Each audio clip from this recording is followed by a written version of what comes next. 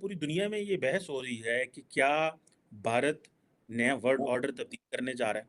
अब आप सोचिए अगर इंडिया स्पेस स्टेशन बना लेता है और उसको पाकिस्तान के ऊपर स्टेशन कर देता है, नेक्स्ट टाइम आप जंग लड़े वहां से फायरिंग होगी, laser beams. So there is no contest.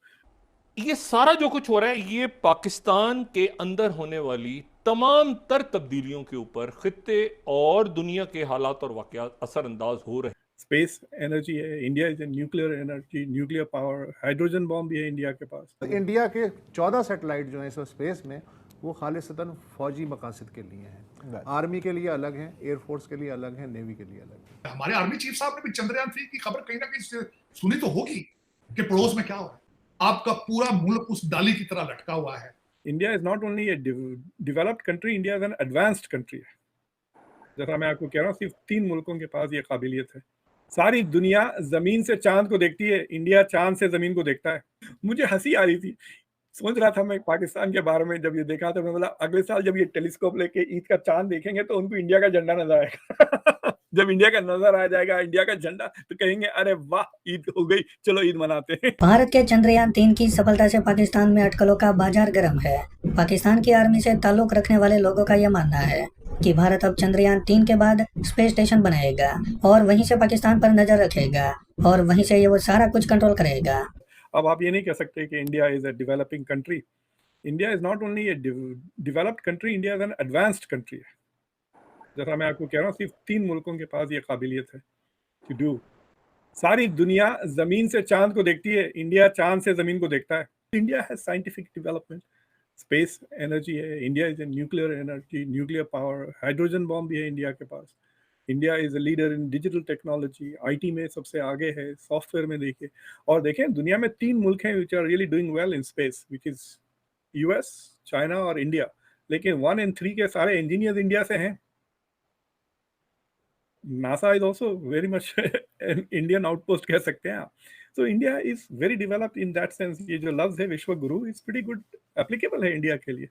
हाँ, ये और बात है कि India has gone through experiences, अंग्रेज़ों की कॉलोनियल एक्सपीरियंस वगैरह, जिसके वजह से इट इज़ इनहेरिटेड पॉवर्टी। लेकिन इंडिया ने पिछले 15 साल में तकरीबन 500 मिलियन यानी आधे बिलियन लोगों को गरीबी से हटाया है। That is also a miracle. वो तो चांद पे जाने से ज़्यादा इम्पोर्टेंट मिरेकल है। So India clearly has aspirations to become the world's greatest power, इसमें कोई शक की बात। And so the leadership feels that one of the ways to become that is to have space technology, because action is moving to space in the future.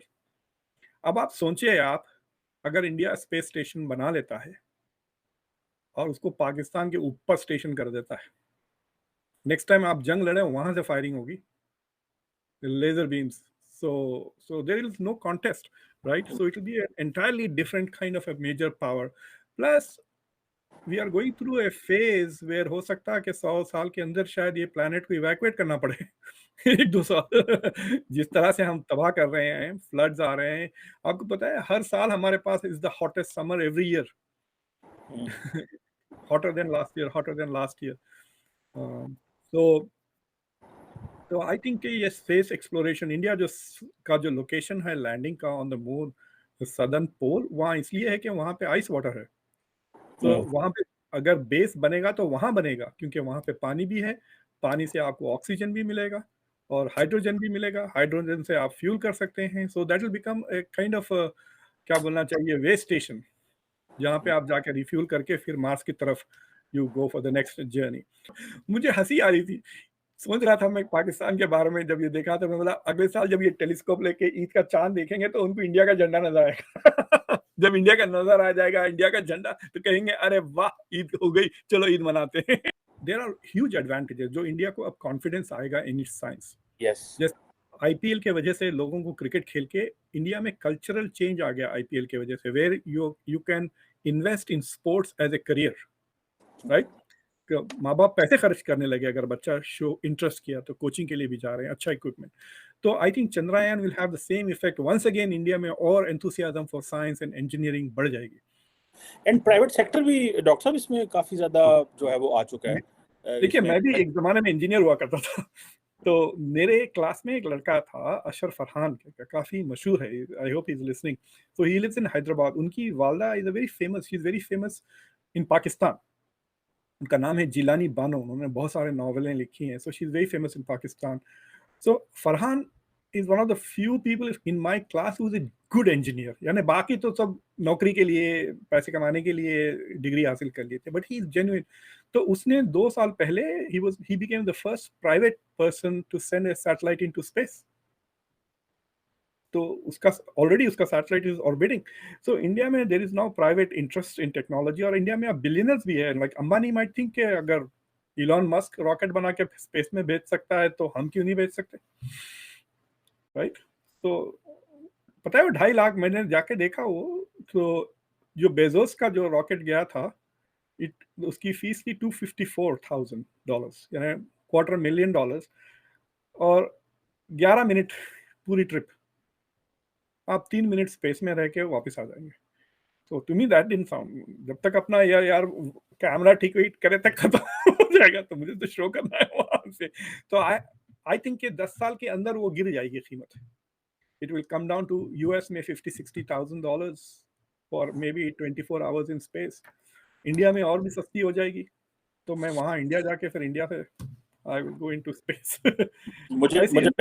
मेरे एक दोस्त थे, तो उन्होंने मुझे बताया कि उनके आगे से दोस्त हैं, उन्होंने चांद पे ज़मीन खरीदी हुई है, और मैं तो बड़ा हैरान हुआ। मैंने वो पेपर देखे हैं, मैं आई वाज इन यूएस, उन्होंने मुझे कहा एक डॉक्यूमेंट है, आप लेके आ सकते हैं, पता नहीं मून का कुछ उन्होंने नाम लिया। मैं कहा ले आऊँगा, मैंने कहा वो टेलीस्कोप वो नहीं है, मुझे नहीं पता, मून समथिंग उन्होंने लिखा। जब वो आया तो वो सफ़ेद थे, मैंने कहा इसमें क्या चीज़ है, मैं देखूँ तो सही। जब मैंने उसको खोला तो उसमें तो था पता नहीं क्या क्या क्या ना, आई वाज शॉक्ड। मैंने कहा यार ये पाकिस्तान में ज़मीनें कहाँ पड़ गई जो चांद पे जा रहे हैं। नहीं, it is like it is suppose to be a gag gift, कहते हैं ना, तोहफतन आप एक आध रैंच खरीद लें चांद पे, but it will become a legal problem. मैंने शायद आपको बताया था कि एक केस हुआ था फ्लोरिडा में, जब एक बंदे ने नासा को सू किया था कि तुमने मेरी जमीन पे लैंड किया है। दोस्तों, भारत के चंद्रयान 3 ने चंद्रमा के दक्षिणी ध्रुव पर जो लैंडिंग की है, उससे आज पूरी दुनिया अचंभित है, और आजकल इसको लेकर तरह तरह की अटकलों का बाजार भी गर्म है। कुछ लोगों का मानना है कि भारत अपना वर्चस्व स्थापित करने के लिए कि वो दुनिया में ग्रेट पावर के रूप में उभर रहा है और वो किसी से कम नहीं है, इसलिए उन्होंने ऐसा किया है। लेकिन कुछ लोगों का ये भी मानना है कि चांद पर बहुत भारी मात्रा में खनिज पदार्थ मौजूद है, इसीलिए भारत ने उसकी तरफ एक कदम बढ़ाया है। साथ ही कुछ लोगों का ये भी मानना है कि भारत अभी से अपना दुश्मन देश खास करके पाकिस्तान के ऊपर वहीं पर से ही नजर रख सकेगा और उनको वहीं से कंट्रोल करके लेजर द्वारा या नई स्टार वॉर की तकनीक से उसका काम तमाम कर सकता है। हालांकि ये टेक्नोलॉजी चीन के पास भी है, इसलिए चीन को उतना ज्यादा डर नहीं है जितना पाकिस्तान को है, क्योंकि पाकिस्तान के पास अभी तक ऐसी कोई टेक्नोलॉजी नहीं है। यही कारण है कि पाकिस्तानी मीडिया में ये ज्यादा चर्चा का विषय बना हुआ है और पाकिस्तानी मीडिया डरा हुआ है कि अब तो स्टार वॉर जैसा माहौल है, इसलिए भारत को अपनी इतनी बड़ी सेना लेकर युद्ध करने की नौबत ही नहीं आएगी। वहीं कुछ लोगों का ये भी मानना है कि भारत जो सदियों से करता आया है, आज उसने वही किया है। भारत विश्वगुरु था और आज फिर भारत विश्वगुरु बनने जा रहा है। हकीकत जो भी हो, लेकिन भारत के इस बढ़ते वैज्ञानिक कदम से पूरी दुनिया तो प्रभावित हुई है, लेकिन पाकिस्तान सबसे ज्यादा डरा हुआ है। आज के वीडियो में बस इतना ही। अगर आपको ये वीडियो पसंद आया हो तो वीडियो को लाइक करके हमारे चैनल को सब्सक्राइब जरूर से कर दें।